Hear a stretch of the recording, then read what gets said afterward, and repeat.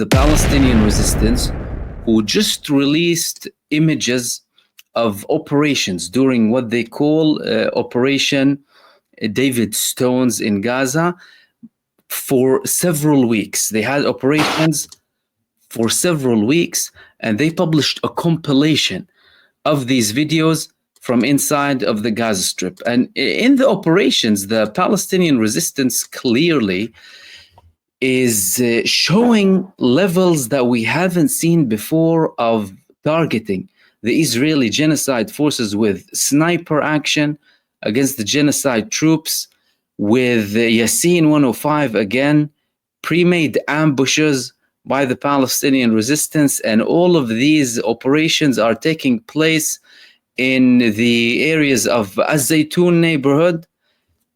Some of them were in Shuja'iyya, like for example, this one is in a street called Al-Mansura Street in a Shuja'iyya neighborhood, clearly targeting the Israeli genocide soldiers in broad daylight, and also recording it from multiple angles. Israel, from its part, it did not release, of course, any of the footage that the Palestinian resistance did, but they did declare that certain operations took place. These are the operations that Israel didn't even speak about. Again, some of them in At-Tufah neighborhood, some of them in Ash-Shuja'iyya, against the Israeli genocide forces, whether they are in buildings, as we can see here with the Yasin 105, they're targeting them in buildings, again, multiple places with complex weapons too. And the significant thing about this is the fact that these are areas where Israel had presence in for an extremely long time. So we're talking about areas that suffered months of starvation, constant Israeli occupation presence. This is another 105 targeting, looks like an Israeli bulldozer or an IDF vehicle here. Yet despite that, the Palestinian resistance was extremely active in all of those areas in a very, very intense way too, targeting the Israeli genocide forces wherever they see them. Now, from an Israeli perspective, they're trying to avoid what happened here. This is another one targeting a bulldozer as well. They're trying to avoid these scenes by not having this invasion that they're talking about. And again, all of this footage, by the way, is just recent footage that came from the Palestinian resistance of multiple operations. Israel is trying to avoid these scenes now by not having an operation directly on the ground immediately, at least, or in a very quick manner. That's why they're having these attacks from over the ground inside of Gaza so far. But the Palestinian resistance, up until the last moment, and some of these videos were up to several days back, where Israeli forces were in Gaza, they were targeting them very heavily.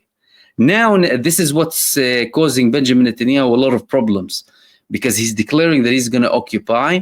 What they're doing is having intense attacks against civilian buildings, showing in a way that they're trying to pave the way for this bigger operation, because they need that leverage, right, by attacking civilians against the Palestinian negotiator. And we're going to get to the negotiations in a bit. But before that, things are becoming more and more tense internally. Why? More people are protesting in Israel, but now there's a very large threat of an economic shutdown from the whole population. Already, many businesses in Israel started to shut down, but there's a really large expected protest tomorrow on Saturday, and intense national action expected on Sunday. What are the people exactly preparing? They're preparing a whole shutdown economically of the whole country.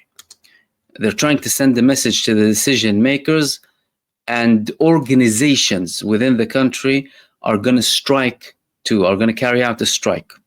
So it's not just the people, not just the families of the prisoners of war. No, a very large strike that's usually start taking place on Sunday. Although so far we have seen that some businesses internally already started the strike. So the strike is taking effect now. But they're calling tomorrow a stop day. You know, they're going to actually try and completely stop the war.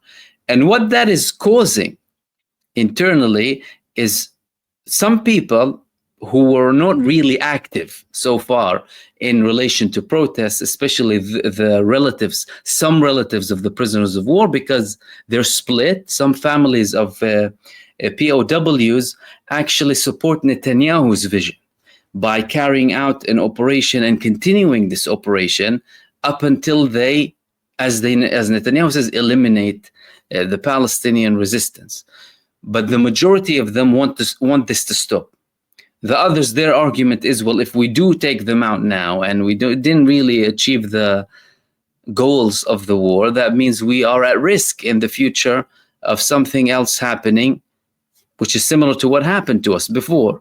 But the prisoners of war and the majority of the population want to stop the war because, from their perspective, any further day of an Israeli action in Gaza and any additional hour where there is no ceasefire is a risk or carries a risk to the lives of the prisoners of war inside of the Gaza Strip. Now, in recent days, there have been talks that Netanyahu, and there was actually a confirmation coming from Benjamin Netanyahu, that he will only be open to an all-out deal. There were similar statements coming recently from Benjamin Netanyahu saying that we will only agree to a deal if it's all in exchange for all, full ceasefire deal, no kind of half deals here and there. But they're talking about a change in the Hamas position, negotiating team officials. And they're saying that the change in Hamas's position may allow a return to the talks on a phased deal. The defense establishment supports a partial deal, however, saying we must save whoever we can.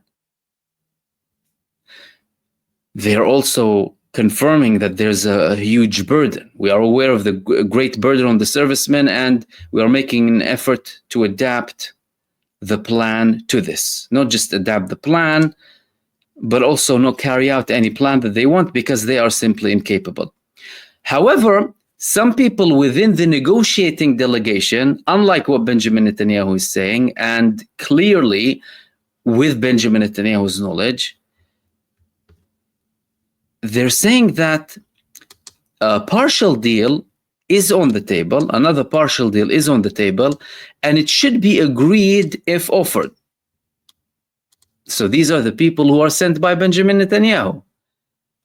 Although Netanyahu is saying that, no, we just want a full-out deal, some in the negotiating delegation, and all of whom, by the way, are appointed by Benjamin Netanyahu, none of them are like people who aren't directly appointed by him under his thumb.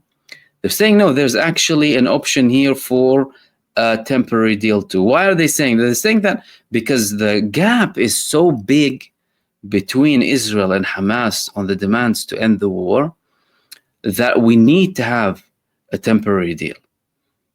And that gap started to appear and started to intensify after Israel not only broke repeated ceasefires and breached previous ceasefires multiple times, but also added impossible conditions to the ceasefire talks, only for Benjamin Netanyahu to extend the genocide to suit his political interests and self-interests in this genocide. However, the people who are talking and have been appointed by Netanyahu are saying that the gap is too big. Israel is saying they need to be disarmed, they need to be expelled, no Palestinian authority should be there, not the West Bank and not Gaza. Both of them want to destroy us in their ways respectively, in their own ways respectively. We need to have an entity that would want peace with us, that would want to live in peace next to us. Imagine which person from Gaza would want to live in peace with Israel after all of this destruction. But what is that showing us? That's showing us that there is a very big gap. There's a very big gap between what Benjamin Netanyahu is saying, and there's also a difference between what is being reported from the mediators and the people participating in the talks in relation to the ceasefire itself. Now, moving on to Lebanon. In Lebanon, another Israeli-American plan is taking place. And this plan is disarm Hezbollah, disarm the Lebanese resistance. Ali Larijani, the senior security figure in the establishment in Iran, went for a visit to Lebanon, and he met with the president, he met with the prime minister, and he met with senior figures, and he met with also the Hezbollah leaders, and he met with the Amal leaders, which is one of the largest also ally to Hezbollah. He was told by the Lebanese president, no groups allowed in Lebanon, no armed groups are allowed in Lebanon. That's it. We need to hand the weapons to the state. He heard similar comments from the Lebanese prime minister as well, telling him that, I'm sorry, Mr. Larijani, all of the weapons need to be in the hands of the Lebanese state. All of a sudden, okay.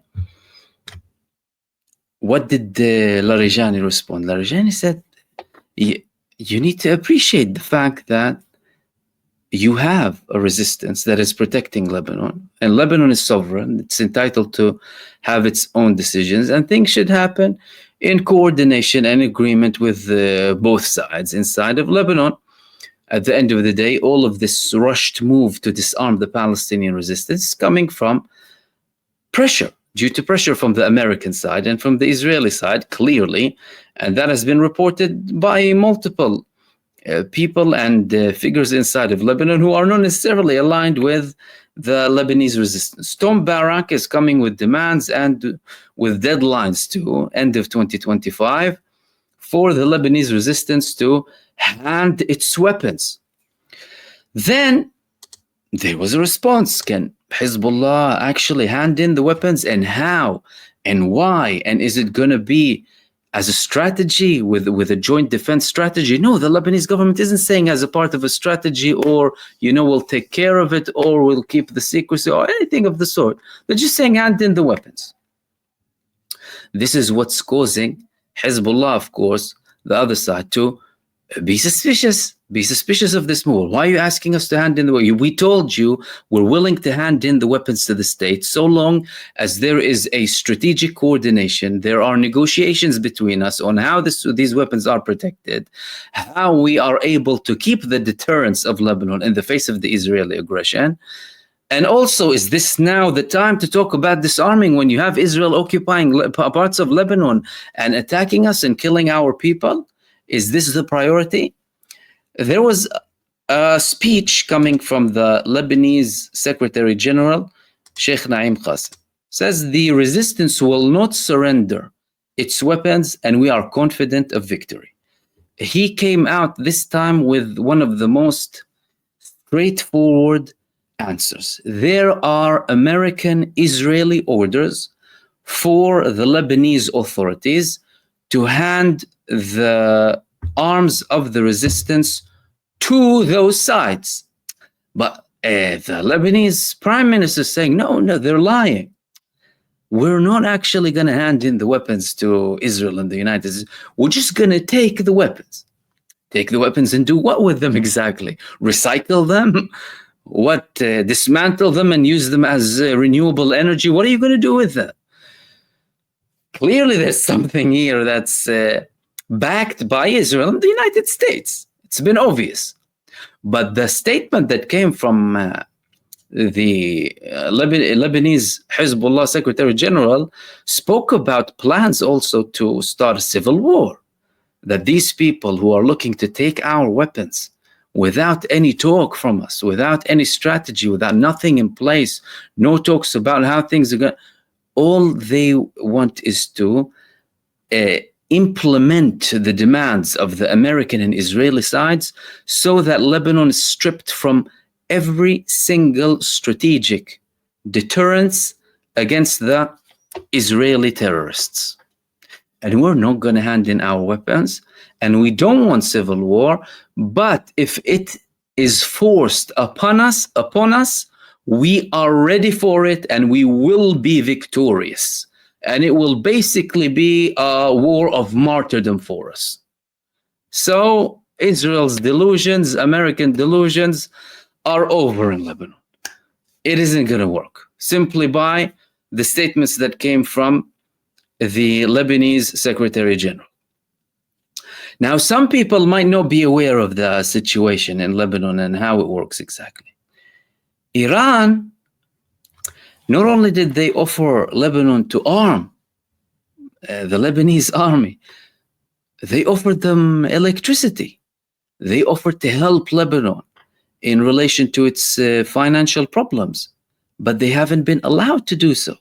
Why? Because of that same pressure coming from the United States and also from Israel. They don't want any influence coming from Iran. Influence, right? Even when Iran tries to help them with things to do with their infrastructure or with finance or anything of the sort. Why did Lebanon, or why did the Lebanese army refuse this help from Iran? And why did they also refuse Iran's proposal to arm them? Because if it's about the Lebanese army being powerful and having deterrence in the face of Israel, Iran told them, we will arm you directly. We will send you the weapons so that the Lebanese state can be powerful against the Israeli aggression. But still, the Lebanese authorities refused. Why did they refuse? It's because they are implementing an Israeli-American plan.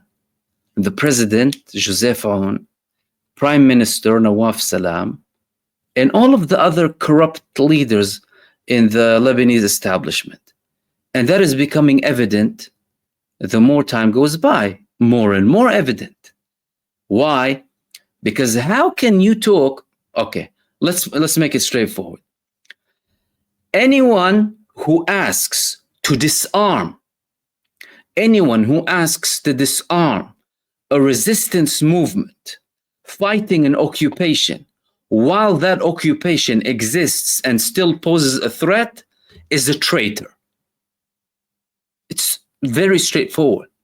Like the people who are asking the Palestinian resistance, anyone who, even if it's Palestinian, because the Palestinian Authority in the West Bank is saying that.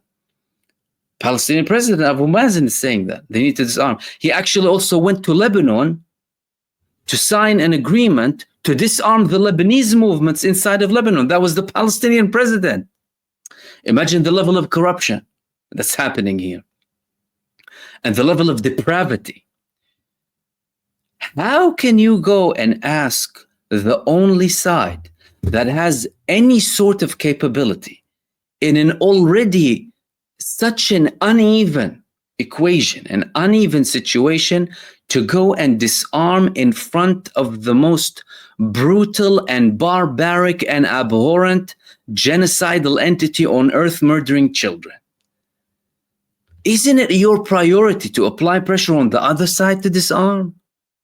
Isn't it a priority to ask to inspect their suspicious nuclear program? Isn't it your priority to ask for peacekeeping process inside of the occupied Palestinian territories to make sure that a genocidal entity perpetrating a genocide, committing a genocide, as confirmed by the international courts with a wanted war criminal, wanted for justice, leading the country, is that not your priority?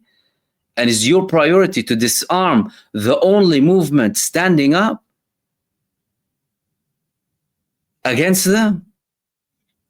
And that doesn't mean you need to have an agreement on everything. But during the time of war, you don't open your mouth against the only side confronting this genocide, let alone ask to disarm them. So the people who want to disarm Lebanon are the same people who wanted to disarm the Palestinian side, by the way. And the same people who want Iran to also remove its strategic capabilities, only for Israel to enjoy the constant impunity and have what they say freedom of air, travel, freedom of airstrikes, freedom of naval. They call that the freedom of navigation and freedom of movement. In Israel, they use this term. We must ensure that we have freedom of movement in the Lebanese airspace and in the Syrian airspace and over the whole world. To them, that's freedom of movement. And the other side, they need to be stripped of any point of power. And that was a message that was received very strongly internally in Lebanon, because now they're understanding that we're faced with total resistance here to disarm. But there are dangerous scenarios moving forward. What are these dangerous scenarios? Well, number one, the Lebanese authorities can start taking very stupid measures to try and enforce that through the armed forces. So politically motivated moves and put in the army in the face of the Lebanese resistance. That would be a catastrophic situation. There are several reasons why this might fail. There might be an inner kind of opposition from within the Lebanese army, because many of them are the sons of Lebanon, and many of them are supporters of the resistance too. But some of them might actually accept, and that could lead Lebanon into another civil war. Another option would be, well, it can go ahead and they can have an understanding later on. The third option would be either as a result of the second option or in addition to it, an Israeli attack against Lebanon. Why? Because Israel would come and tell the Lebanese authorities, you did not adhere to the agreements that we had with you. Although again, go and analyze those agreements that they had with them even, or resolution 1701 that they had in 2006, and the fact that they were speaking about arms south of the Litani River. And again, despite Israel having operations in that area, they don't know what's hidden or what's other strategic places and what have you. They know certain things that they found. But they would come and tell the Lebanese authorities, you failed in disarming Hezbollah, or you reached an understanding with Hezbollah that they're not going to be disarmed inside of Lebanon. Therefore, we're going to have more attacks against Lebanon. And then some of the same treacherous elements within the Lebanese authorities would blame that on the Lebanese resistance and tell them, look, because you refused to disarm, now we have a bigger war inside of Lebanon. But the sound of the fighting, the sound of the battlefield would be higher at that time than the sound of the politicians speaking, because the Lebanese resistance would be engaged again in combat with Israel. That at that point would be likely, or would very likely lead Iran to participate. Why? Because with the fall of the previous Syrian regime and the channel and the flow of arms more freely to Hezbollah, they might feel that they need to have direct support from them. In addition, Israel is already now preparing for a second campaign with Iran. More and more people are talking about the fact that Iran, they still have their strategic capabilities and they still have the nuclear technology. As a matter of fact, figures close to the Iranian authorities, not in an official way, but close to the Iranian authorities, say that Iran, from an establishment perspective and from a capability perspective, if they want a nuclear weapon, they can convert anything they have to a nuclear weapon within an hour. And that's no surprise. Israel has been speaking about the fact that Iran was like on the verge of having a nuclear weapon since the 80s. That's not something new. But now this is something that's being confirmed more and more by the people who are close to the establishment in Iran. And also parliamentarians in Iran, members of parliament, are speaking about the fact that they need to change doctrine. That doctrine has to be changed simply because they're being faced with a constant threat that is against their existence as a country. You know, Israel will tomorrow tell you, well, that's the border of the greater Israel. Benjamin Netanyahu said the other day, he's very spiritually connected to the idea of the greater Israel. It already includes parts of Egypt, all of Lebanon, a large chunk of Syria, and Saudi Arabia and Iraq as well, all the way to the Gulf. All of that is problematic. And from an Iranian perspective, they would view that as a direct threat against them. Similar threats came from Iranian officials, by the way, that Israel is also planning for an operation. And next time, if they carry out an attack, our attack will be more intense than any previous attack that happened before against Israel.